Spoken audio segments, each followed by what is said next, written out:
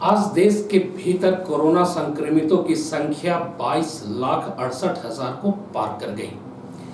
जब कोरोना संक्रमण की संख्या कम थी तो पूरे देश में 25 मार्च से लॉकडाउन शुरू कर दिया गया और उस समय रेल सेवा हो, परिवहन सेवा हो, स्कूल हो, कॉलेज हो, सिनेमा घर हो, दुकानें हो, सब कुछ बंद करा दिया गया था।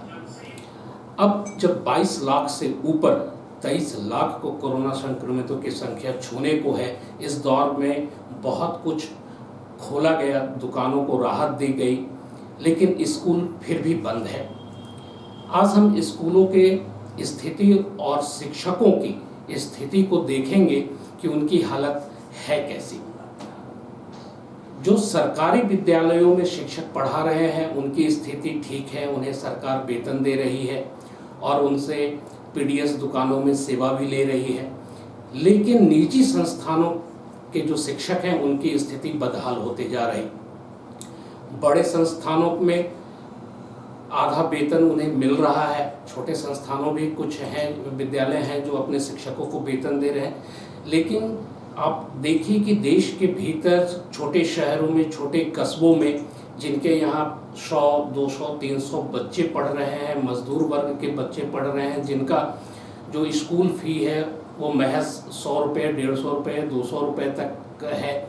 उन स्कूलों में जो शिक्षक हैं उनका वेतन बहुत कम होता है, 1500, 2000 मुश्किल। अगर आप गणित या विज्ञान के शिक्षक हैं तो 4000, 5000 रुपये के आसपास उनका वेतन मिलता है और 25 मार्च से लॉकडाउन होने के बाद उनका ये वेतन भी बंद हो गया। तो जिन शिक्षकों को 1500, 2000 रुपये मिलता था उनकी स्थिति खस्ता हाल होते गई, बदहाल होते गई और उसको लेकर सरकार ने कभी कुछ कहा नहीं।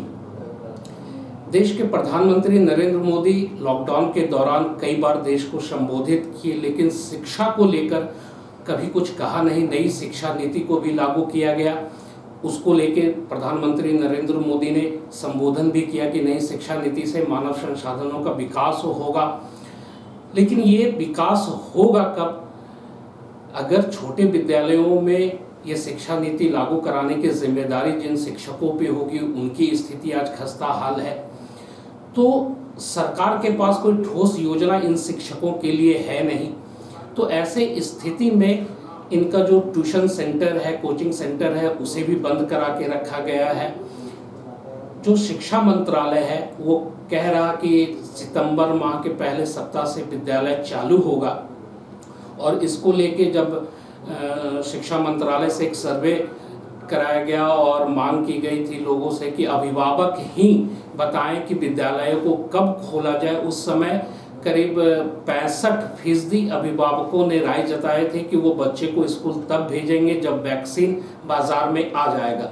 फिलहाल बाजार में वैक्सीन है नहीं।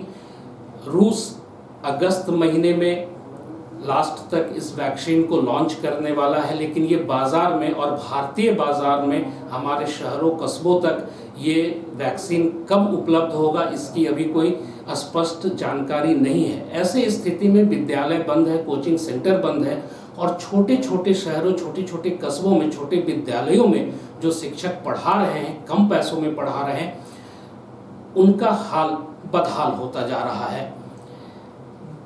छोटे शिक्षक जो घरों में जाकर ट्यूशन पढ़ाते हैं उनकी स्थिति और बदतर हो गई है। मार्च महीने के बाद कोई अपने बच्चों को घर में भी ट्यूशन नहीं पढ़ा रहा। ऐसे स्थिति में इन शिक्षकों के प्रति गंभीरता से सोचने की ज़रूरत है कि इनकी स्थिति सुधरेगी कैसे। अगर विद्यालय खुल जाए, कोचिंग सेंटर खुल जाए तो शायद इनके हालात में कुछ सुधार हो।